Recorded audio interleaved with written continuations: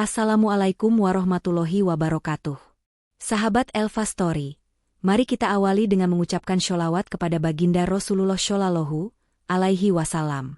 Pernahkah engkau membayangkan, seorang gadis Indonesia yang hanya berstatus karyawan magang, tiba-tiba dinikahi oleh pemilik perusahaan tempat ia bekerja? Dan mengapa kita perlu mendengarkan kisah ini hingga selesai? Jangan lupa untuk menekan tombol subscribe dan aktifkan loncengnya agar tak ketinggalan kisah-kisah inspiratif lainnya, hanya di channel Elva Story. Mari kita mulai kisahnya. Langit Riyadh tampak biru terang, menyilaukan mata. Matahari bersinar garang, memantulkan cahaya dari permukaan bangunan tinggi bercorak pasir yang berjajar kokoh di tengah kota. Di tengah kesibukan Bandara King Khalid International, seorang gadis muda berhijab melangkah pelan namun mantap. Namanya Salsabila Ramadhani, usia 24 tahun, asal Bandung. Tubuhnya ramping, wajahnya teduh, sorot matanya menyimpan semangat, meski lelah perjalanan panjang masih membekas. Ia baru saja tiba di Arab Saudi untuk memulai masa magangnya di Al-Mazraoui Construction Group, salah satu perusahaan konstruksi terbesar di Timur Tengah. Bismillah, bisik Salsabila pada dirinya sendiri saat pintu kaca otomatis bandara terbuka. Angin gurun yang kering menyambutnya, berbeda jauh dari kelembapan udara kota Bandung. Ia dijemput oleh mobil perusahaan, bersama dua peserta magang dari Mesir dan Turki. Salsabila tak bicara banyak sepanjang perjalanan.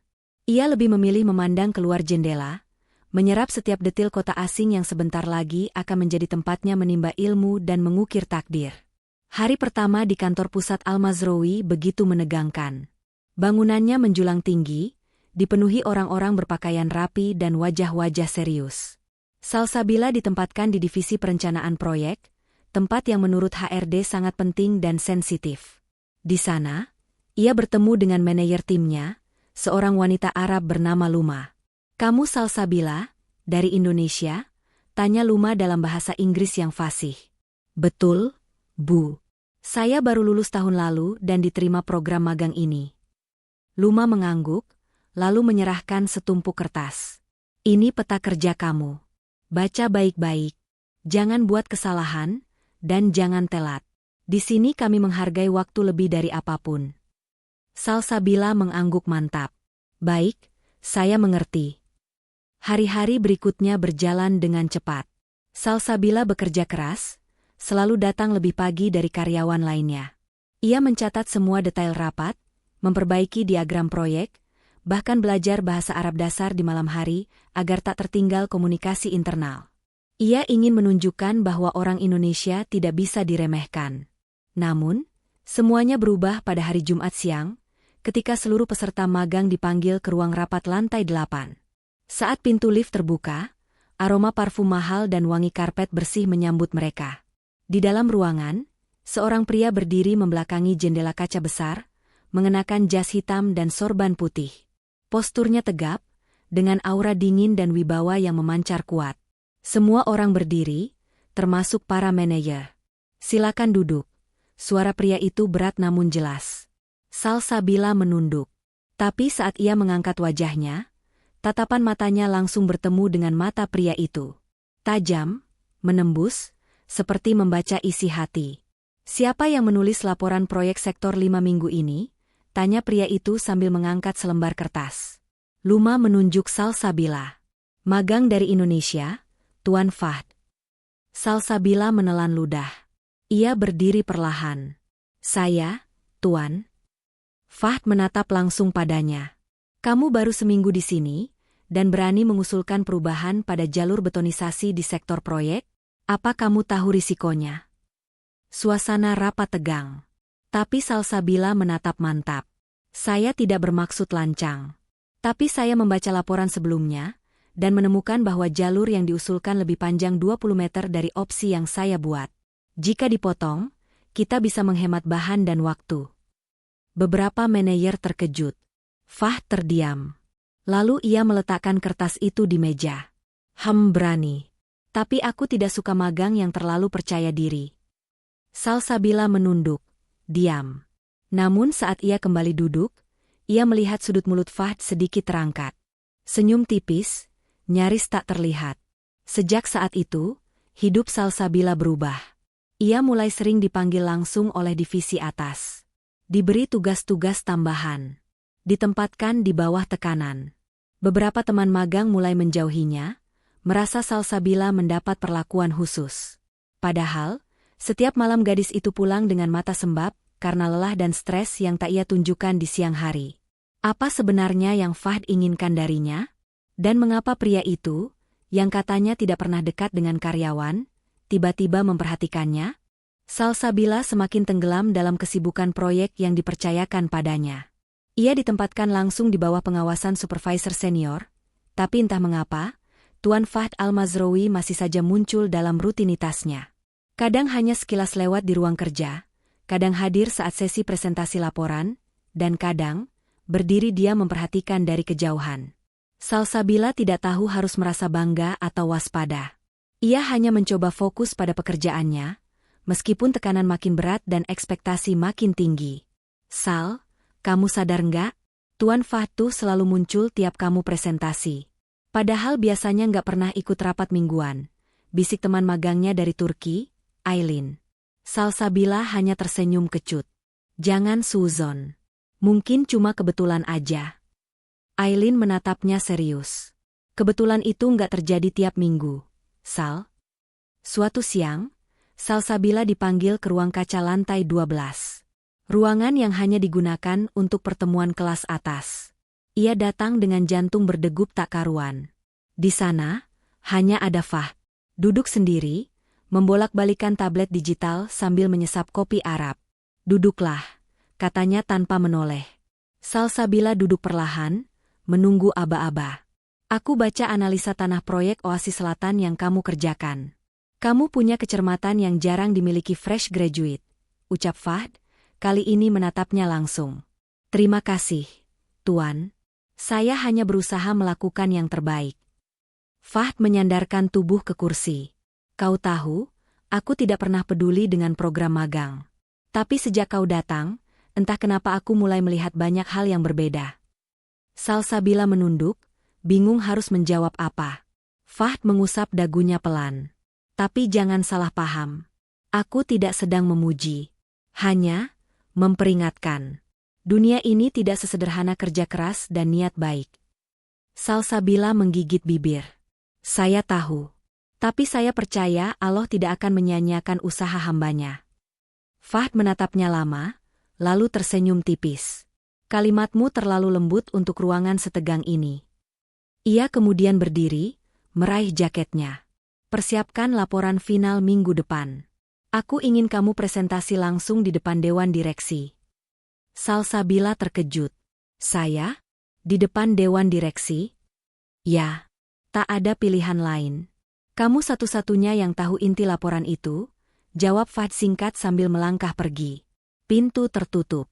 Salsabila terdiam, tangannya gemetar. Apa sebenarnya maksud pria itu? Mengapa selalu ia yang ditarik ke tengah panggung? Malam itu, Salsabila menangis dalam sujudnya. Rasa lelah, takut gagal, dan semua desakan yang menumpuk selama berminggu-minggu mengalir begitu saja. Ya Allah, kalau ini jalan yang kau pilihkan untukku, kuatkan aku. Jangan biarkan aku jatuh karena ujian dunia. Ia tidur dengan air mata yang masih membekas di pipi. Tapi hatinya menjadi jauh lebih tenang. Hari presentasi tiba. Ruangan besar dipenuhi pria-pria bersorban, bersetelan mahal, dan pembicaraan cepat dalam bahasa Arab. Salsabila berdiri di depan layar besar, memperlihatkan grafik, data dan kesimpulan teknis proyek yang sedang berjalan. Tangan dingin. Kaki gemetar. Tapi suaranya tetap tegas. Dengan perubahan rute jalur beton dan penyederhanaan sistem drainase, kita dapat menghemat sekitar 30 juta rial serta memangkas waktu proyek hingga 42 hari, ucap Salsabila. Ruangan hening. Salah satu direksi mengangkat tangan. Siapa yang menyusun strategi ini? Fahd berdiri. Magang dari Indonesia. Salsabila Ramadhani. Direksi itu mengangguk. Berani. Setelah presentasi selesai, Fahd mendekatinya. Kamu membuat mereka tak bisa bicara. Itu jarang terjadi, katanya pelan. Salsabila menunduk, tersenyum lelah. Saya hanya melakukan bagian saya. Dan aku sedang berusaha mengenali takdirku, ucap Fahd lirih, namun cukup terdengar oleh Salsabila. Ia terdiam. Hatinya bergetar. Kata-kata itu terlalu dalam untuk diucapkan seorang atasan kepada karyawannya. Tapi ia belum sempat bertanya apa maksud dari kalimat itu, karena Fahd sudah berjalan pergi. Meninggalkannya lagi, dengan 1000 tanya dan degup yang belum reda. Hari-hari setelah presentasi besar itu terasa berbeda. Aura di kantor mulai berubah. Rekan-rekan kerja yang dulu menganggap Salsabila hanya anak magang biasa, kini mulai menyapanya dengan penuh hormat. Bahkan beberapa supervisor senior mulai meminta pendapatnya dalam rapat-rapat kecil. Namun perubahan yang paling mencolok justru datang dari Fahd Al-Mazroui. Pria itu, yang dulu dikenal sebagai pemilik perusahaan yang tak banyak bicara dan jarang tersenyum, kini tampak lebih sering muncul di ruangan tempat Salsabila bekerja. Kadang ia hanya lewat. Kadang ia membawa pertanyaan yang terdengar seperti basa-basi, meski tetap dalam nada serius. Salsabila, kamu tinggal di apartemen magang di distrik mana? Tanyanya suatu siang saat mereka tak sengaja bertemu di pantry kantor. Di distrik Girnatah, Tuan. Lantai 3, jawab Salsabila sopan sambil menunduk. Fahd mengangguk pelan. Itu daerah yang cukup sejuk dibanding lainnya. Semoga kamu betah tinggal di sana. Salsabila hanya mengangguk pelan. Namun dalam hatinya, ia mulai tak mengerti. Apa ini sekadar perhatian seorang pemimpin perusahaan kepada peserta magang? Atau sesuatu yang tak berani ia bayangkan? Suatu malam, Salsabila dikejutkan oleh pesan masuk di aplikasi internal perusahaan. Saya ingin bicara. Tanpa formalitas. Bisa? Pengirimnya, F. Al-Mazroui. Salsabila membaca pesan itu berulang kali. Tangannya gemetar. Ia tak tahu harus menjawab apa. Beberapa menit kemudian, pesan lanjutan muncul. Saya tunggu di kafe lantai dasar pukul 8 malam. Sendiri. Dan seperti ada daya tarik yang tak bisa dilawan, Salsabila pun datang. Kafe kecil itu sepi. Hanya ada satu meja yang terisi. Fahd duduk di sana, mengenakan baju gamis putih dan syal tipis di lehernya. Tidak ada jas formal. Tidak ada aura bos. Hanya pria biasa dengan tatapan dalam. Duduklah, katanya sambil meneguk kopi Arabnya. Salsabila duduk perlahan, menunduk. Aku tidak akan lama, kata Fahd. Tapi aku harus bicara. Ada sesuatu yang sejak awal tak bisa kuhindari. Salsabila masih diam. Sejak pertama kali kau masuk ruang rapat itu, aku tahu kamu berbeda, lanjut Fahd. Tapi aku berpikir, mungkin itu hanya rasa kagum atas kerja kerasmu. Tapi tiap hari, aku hanya makin penasaran. Makin ingin tahu, bagaimana kamu bisa bertahan dalam tekanan. Bagaimana kamu bisa tetap lembut di tengah sistem yang keras ini. Salsabila menatap pria itu perlahan. Saya hanya menjalani apa yang sudah Allah takdirkan. Dan saya tidak pernah berniat menjadi pusat perhatian. Fahd tersenyum tipis. Tapi kamu sudah menjadi pusat perhatianku. Hening. Kata-kata itu terasa berat. Menyentak ruang hati yang selama ini Salsabila kunci rapat. Aku tahu, posisiku sulit. Kamu karyawan magang. Aku pemilik perusahaan. Tapi aku tidak ingin mempermainkan ini. Aku hanya ingin kamu tahu, aku sedang belajar mengenali rasa yang mungkin terlalu dini kau dengar. Salsabila menunduk. Tak mampu menatap mata itu terlalu lama. Tapi ia menjawab dengan tenang, saya tidak tahu harus berkata apa, Tuan. Tapi saya percaya, niat baik tak akan ditertawakan Allah. Fahd mengangguk. Itu sebabnya aku menghormatimu. Karena kamu selalu mendahulukan akhlak, bahkan saat dunia menekanmu. Malam itu berakhir tanpa keputusan. Tapi hati keduanya telah mengerti satu sama lain. Walau belum terucap, ada sesuatu yang sedang tumbuh. Dan tidak bisa lagi diingkari. Namun kabar mulai menyebar. Dari bisik-bisik di pantry, hingga lirikan-lirikan tajam di koridor kantor. Salsabila mulai merasa tidak nyaman. Bahkan Luma, manajer yang dulu membimbingnya, kini mulai bersikap dingin.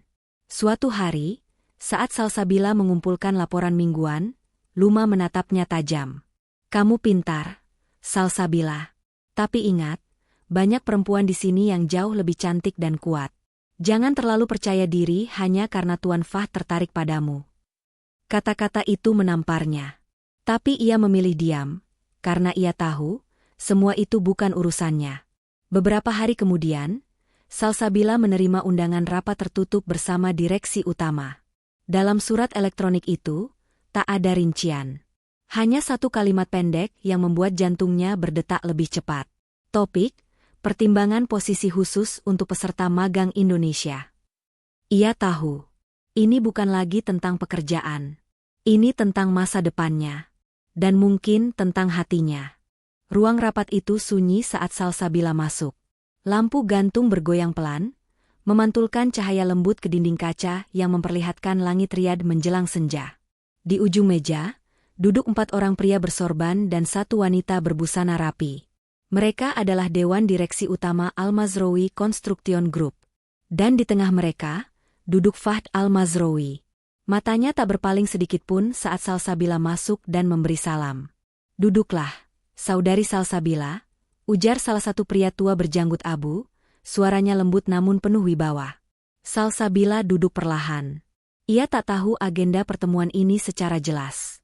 Hanya menduga-duga, dan hatinya tak henti berzikir.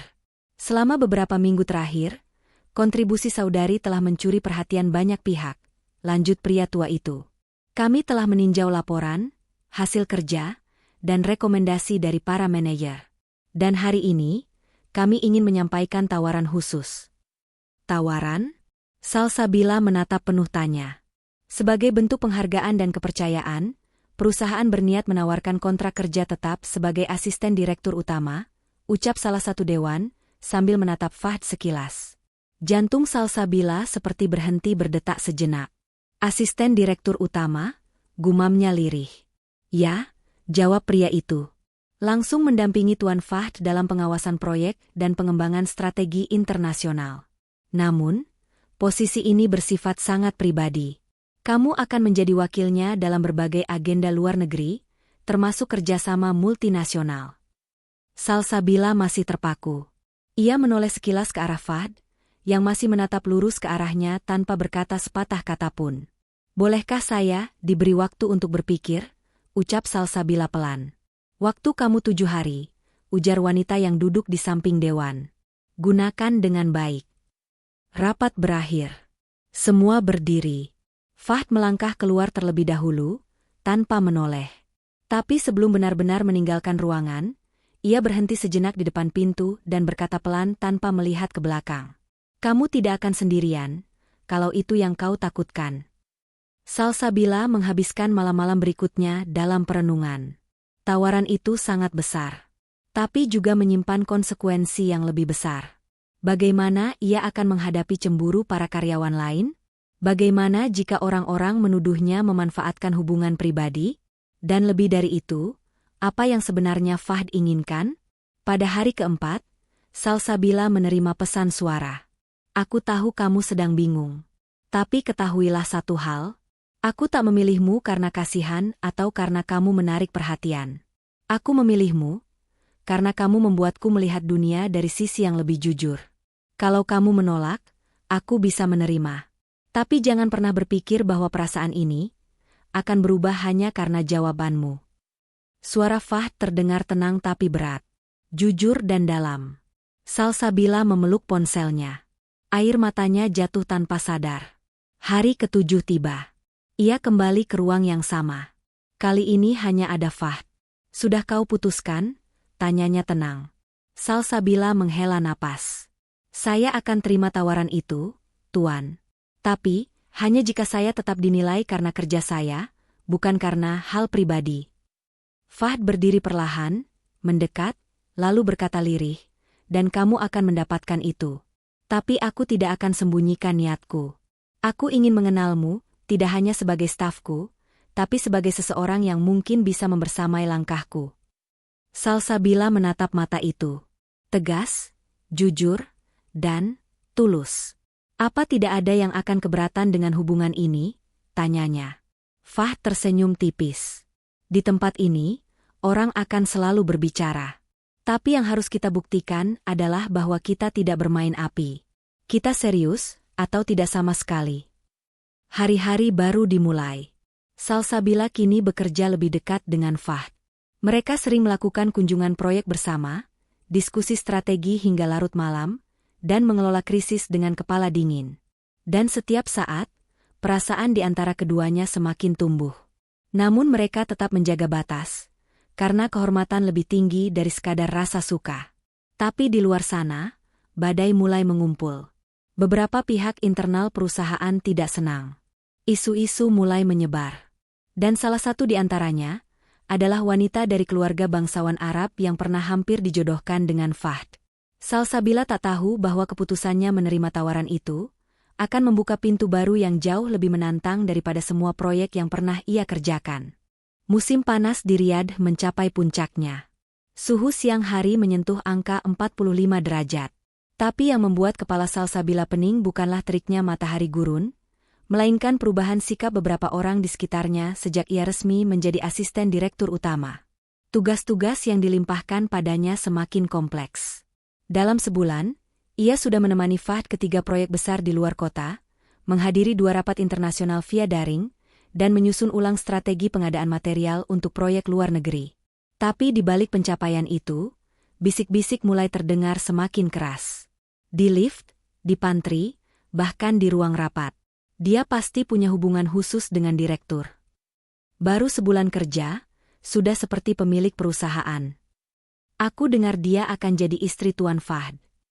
Salsabila menunduk, pura-pura tidak mendengar. Tapi hatinya mengumpul luka sedikit demi sedikit. Suatu sore, saat ia sedang mengedit proposal investasi, pintu ruangannya diketuk. Seorang wanita tinggi berwajah tajam masuk tanpa dipersilakan. Ia mengenakan abaya hitam mewah dan syal merah marun yang menggantung elegan. "Assalamualaikum. Kamu pasti Salsabila?" ucapnya dalam bahasa Arab yang kental, namun dengan nada menantang. "Waalaikumsalam. Benar, saya Salsabila. Ada yang bisa saya bantu?" jawabnya sopan. Wanita itu tersenyum tipis. "Namaku Leen binti Salim. Mungkin kamu pernah dengar namaku. Aku sepupu Tuan Fahd. Dulu, aku hampir menjadi istrinya." Ucapan itu seperti petir di siang bolong. "Dulu?" tanya Salsabila hati-hati. Leen berjalan mendekat, duduk di hadapan Salsabila tanpa diminta. "Kamu tahu, kami berasal dari keluarga yang sudah lama menjalin hubungan bisnis dan darah. Tapi sejak kamu datang, Fahd berubah. Dia menjadi terlalu terbuka, terlalu lembut." "Itu bukan dirinya," ujar Leen tajam. Salsabila menatap wanita itu dengan tenang, meski jantungnya berdetak kencang. "Saya tidak pernah bermaksud mengubah siapapun. Saya hanya menjalankan tugas saya sebaik mungkin." Leen tersenyum sinis. "Itu jawaban yang indah. Tapi dunia kami berbeda, gadis Indonesia. Di sini, cinta bukan satu-satunya alasan pernikahan. Ada nama, kehormatan, dan kekuasaan." Tanpa menunggu jawaban, Leen berdiri. "Anggap ini peringatan. Jangan terlalu tinggi menggantungkan harap. Karena semakin tinggi kamu naik, semakin keras kamu akan jatuh." Wanita itu melangkah keluar, meninggalkan aroma parfum mahal dan suasana mencekam yang menggantung di udara. Malam itu, Salsabila duduk sendiri di balkon apartemennya. Lampu kota Riyadh berkelap-kelip di kejauhan. Angin malam yang panas berhembus pelan, tapi tidak mampu menyejukkan pikirannya. Ia menatap langit. "Ya Allah, jika semua ini menjauhkan aku dari keridoan MU, maka cukupkan aku dengan apa yang Engkau tetapkan. Tapi jika ini bagian dari takdir MU, maka kuatkan aku untuk menjalaninya." Ia tahu, rasa yang tumbuh dalam hatinya bukan rasa biasa. Tapi apakah rasa itu cukup untuk menantang dunia tempat Fahd berasal? Beberapa hari kemudian, Fahd datang menemuinya setelah rapat. "Kau tampak lelah," katanya pelan. "Sedikit, Tuan," jawab Salsabila. Fahd menghela napas. "Leen datang menemuimu, bukan?" Salsabila menatapnya dengan tenang. "Iya. Dia memperingatkan saya agar tidak terlalu berharap." Fahd mengangguk pelan. "Dia tidak salah. Dunia kami memang keras. Tapi aku tidak hidup untuk menyenangkan dunia. Aku hidup untuk memilih apa yang benar." Ia mendekat sedikit, lalu berkata dengan suara rendah, Dan aku tahu, tidak ada yang lebih benar selain memilih seseorang yang membuatku merasa menjadi manusia, bukan sekadar pemilik bisnis. Salsabila menatapnya. Tapi dunia tidak akan diam, Tuan.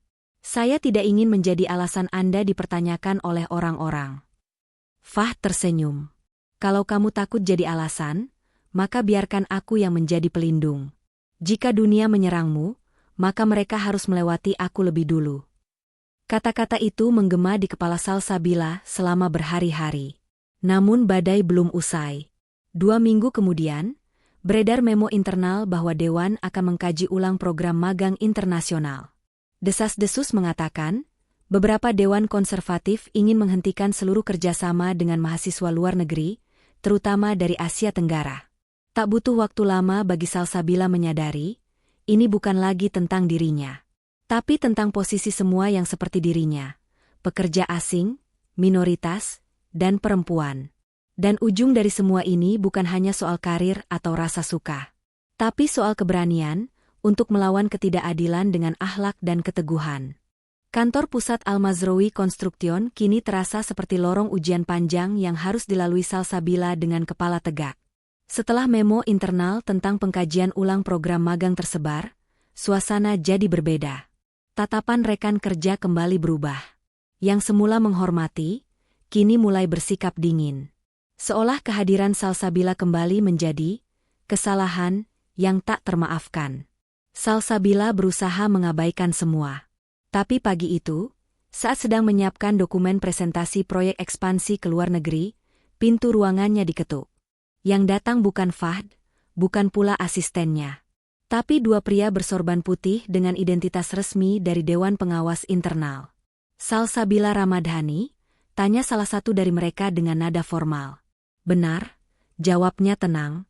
Kami diminta menyampaikan bahwa Dewan akan mengadakan sidang tertutup membahas peran dan posisi Anda di perusahaan. Anda diminta hadir sebagai saksi dan objek evaluasi. Evaluasi? Alis Salsabila naik perlahan. Ya, evaluasi integritas program magang dan kemungkinan pengaruh personal terhadap kebijakan direktur. Kalimat itu cukup menyakitkan. Ia dituduh secara halus bahwa ia mungkin telah menggunakan kedekatan pribadinya untuk mendapat posisi. Malamnya, Salsabila berdiri di balkon apartemen perusahaan, menatap ke langit yang kelam. Fahd datang dengan langkah cepat dan wajah yang sulit dibaca. Maaf, aku terlambat tahu, katanya tanpa basa-basi. Saya sudah diberitahu. Saya akan hadir. Saya tidak punya apa-apa untuk disembunyikan, ujar Salsabila datar, tapi matanya basah. Fahd berjalan mendekat, menggenggam pagar besi di sisinya. Kalau mereka teruskan tekanan itu, aku akan mengumumkan niatku menikahimu. Aku akan melindungimu dengan semua yang kupunya. Salsabila menoleh cepat. Jantungnya seolah berhenti berdetak. Tuan. Fahd, potongnya. Bukan sebagai direktur, tapi sebagai laki-laki. Aku tidak mau kau terluka lebih lama karena posisimu di sini. Aku serius. Jika ini soal nama baik, maka biar aku yang jaga itu. Tapi jika ini soal perasaan, aku hanya ingin kamu tahu, aku tak pernah main-main. Salsabila menatap mata itu, yang kini tak lagi menyimpan dingin. Yang kini menatapnya dengan rasa yang dalam dan tulus. Kalau Tuan menikahi saya sekarang, orang akan bilang saya berhasil karena hubungan itu. Dan kalau aku tak menikahimu, mereka akan tetap berkata hal yang sama, dan kamu akan terus terluka. Hening. Salsabila menunduk, menggigit bibir. Saya tidak ingin menjadi alasan Anda kehilangan kehormatan keluarga atau posisi. Fahd menarik napas dalam. Aku tidak akan kehilangan apapun jika yang kupilih adalah sesuatu yang benar di mata Allah. Mata Salsabila berkaca-kaca. Ia ingin berkata iya. Tapi ia tahu, bukan begitu cara Allah menuntun takdir. Apa bisa kita jalani ini dengan sabar sampai saatnya tiba? Tanya Salsabila pelan. Sampai tak ada lagi keraguan dalam langkah kita. Fahd mengangguk. Kalau itu permintaanmu, aku akan jaga. Tapi izinkan aku tetap berdiri di sisimu. Hingga hari itu tiba. Hari sidang pun datang. Di ruang tertutup itu, Salsabila duduk sendiri di ujung meja panjang. Di hadapannya, 6 anggota dewan yang bersuara dingin dan tajam. Pertanyaan demi pertanyaan dilontarkan. Tentang pekerjaannya, tentang hubungannya dengan direktur, tentang alasan ia mendapat posisi penting dalam waktu singkat. Salsabila menjawab satu demi satu dengan tenang. Tidak emosional, tapi juga tidak mengalah. Saya datang ke sini sebagai peserta magang yang dipilih lewat seleksi internasional. Saya bekerja dengan penuh tanggung jawab, dan semua laporan saya telah diverifikasi oleh lebih dari satu atasan. Saya tidak meminta kedekatan pribadi dengan siapapun. Jika seseorang mempercayai saya, itu karena saya telah menunjukkan usaha, bukan karena saya meminta perhatian. Salah satu anggota dewan menimpali, tapi Anda tahu, hubungan pribadi dengan pemilik perusahaan dapat menciptakan konflik kepentingan. Salsabila menunduk sebentar, lalu menatap kembali. Saya tahu. Dan itulah mengapa saya meminta agar semua evaluasi terhadap saya hanya berdasarkan data kerja. Bukan bisik-bisik. Bukan rumor. Setelah sidang selesai, Fahd menunggu di luar ruangan. Ia menatap Salsabila dengan gelisah. "Kau baik-baik saja?" tanyanya. Salsabila mengangguk. "Saya hanya berharap semua ini tidak membuat Anda kehilangan kepercayaan dari dewan." Fahd tersenyum kecil. "Aku justru semakin yakin bahwa kamu satu-satunya orang yang bisa berjalan di sampingku, bukan di bawahku." Beberapa hari kemudian, keputusan keluar. Salsabila dinyatakan lolos evaluasi. Program magang tidak hanya diteruskan, tapi juga diperluas. Dan namanya tercantum sebagai salah satu pelopor pengembangan kerjasama internasional perusahaan. Tapi yang lebih mengejutkan, di akhir memo itu, tercetak kalimat kecil. Atas dasar pertimbangan pribadi dan niat baik, Direktur Utama secara resmi mengajukan lamaran pribadi kepada saudari Salsabila Ramadhani untuk diproses sesuai syariat dan tradisi yang berlaku di keluarga besar Al-Mazroui. Gedung Al-Mazroui Construction kembali ramai. Tapi kali ini bukan karena proyek besar atau kunjungan delegasi internasional. Ada aura berbeda yang menyebar diam-diam di seluruh koridor. Bisik-bisik tentang lamaran resmi yang diajukan Tuan Fahd kepada seorang gadis Indonesia, menyebar lebih cepat dari aliran email internal. Salsabila, yang biasanya pulang larut dan datang lebih awal dari siapapun, kini lebih banyak diam. Ia tetap bekerja dengan semangat yang sama, tapi sorot matanya penuh kehati-hatian. Setiap langkahnya seolah dipantau. Setiap senyumnya seolah dinilai. Tapi ada satu hal yang tak bisa disembunyikannya. Hati yang bergemuruh, menanti keputusan besar yang akan mengubah seluruh hidupnya. Suatu sore, Fahd memanggil Salsabila ke ruang pribadinya. "Duduklah," ujarnya dengan nada yang lebih lembut dari biasanya. Salsabila duduk. Tangannya gemetar, tapi ia berusaha tampak tenang. "Ayah dan ibuku sudah tahu tentang kamu," ujar Fahd sambil menyandarkan diri ke kursi. "Dan mereka meminta satu hal sebelum semuanya dilanjutkan." Salsabila mengerutkan kening. "Apa itu, Tuan?" "Mereka ingin bertemu dengan keluargamu. Langsung. Di Indonesia." Salsabila tercengang. "Di Bandung?" Fahd mengangguk. "Aku akan datang ke sana. Bersama kedua orang tuaku. Dengan niat baik. Dan jika keluargamu menerima, maka kita akan menikah di sana. Dengan cara yang paling sederhana, tapi paling bersih." Salsabila menunduk. Air matanya mulai menggenang. Ini bukan lagi impian. Ini kenyataan yang datang mengetuk pintu hatinya. "Tuan, saya tak punya apa-apa. Keluarga saya sangat sederhana. Ayah saya guru ngaji. Ibu saya hanya menjahit baju di rumah. Rumah kami kecil. Bahkan mungkin tak cukup untuk tamu seperti keluarga Anda." Fahd tersenyum kecil. Ia bangkit dari kursinya, berjalan mendekat. "Aku tidak datang untuk melihat rumahmu. Aku datang untuk meminta restu. Dan aku akan lebih bangga memiliki istri dari rumah kecil yang penuh barokah, daripada dari istana yang kosong dari akhlak." Kata-kata itu menghujam dalam. Beberapa minggu kemudian, rombongan keluarga Fahd benar-benar datang ke Bandung. Warga sekitar sempat gempar melihat mobil-mobil hitam berhenti di gang kecil tempat tinggal Salsabila. Tapi tak satu pun dari keluarga Fahd memperlihatkan sikap tinggi hati. Mereka duduk bersila di ruang tamu sempit dengan penuh hormat, mendengarkan dengan khusyuk setiap nasihat dari ayah Salsabila yang mengenakan baju koko putih dan sarung sederhana. Fahd duduk di baris depan, mendengarkan langsung dari calon mertuanya. Kami tidak punya banyak, Nak Fahd. Tapi yang kami punya adalah doa. Kalau kamu memang niatnya sungguh, maka jangan hanya nikahi anak kami. Bimbing dia, jaga dia, dan bawa dia menuju surga. Fahd menunduk, matanya basah. Insya Allah, Bapak. Itu niat saya sejak awal. Dan hari itu juga, lamaran resmi disampaikan. Akad ditentukan 2 hari kemudian. Sederhana, tanpa pesta besar. Hanya keluarga, tetangga, dan beberapa sahabat dekat. Saat hari akad tiba, Salsabila mengenakan gaun putih gading yang dijahit oleh ibunya sendiri. Hijabnya sederhana, tanpa hiasan mewah. Tapi wajahnya bersinar, menenangkan siapapun yang melihatnya. Fahd duduk di depan penghulu, dengan wajah serius tapi penuh ketegasan. Di sekitarnya, keluarga besar dari 2 budaya menyatu dalam satu majelis yang diberkahi. Aku nikahkan engkau, Salsabila Ramadhani binti Umar Zainuddin, dengan mas kawin seperangkat alat sholat dan cincin emas 2 gram, tunai. Iya, saya terima nikahnya Salsabila Ramadhani binti Umar Zainuddin dengan mas kawin tersebut, tunai. Suara itu menggema tenang. Ijab kabul pun sah. Air mata meleleh di pipi ibu Salsabila. Tak pernah ia bayangkan, anak perempuannya yang dulu ia sekolahkan dengan hasil jahitannya, kini menjadi istri seorang pemilik perusahaan ternama di negeri Arab. Tapi lebih dari itu, ia bersyukur anaknya dinikahi oleh lelaki yang datang bukan membawa gelar, tapi membawa adab. Malam itu, Fahd dan Salsabila duduk berdua untuk pertama kalinya sebagai suami istri. Di beranda rumah kecil, di bawah langit Bandung yang tenang, tanpa kemewahan.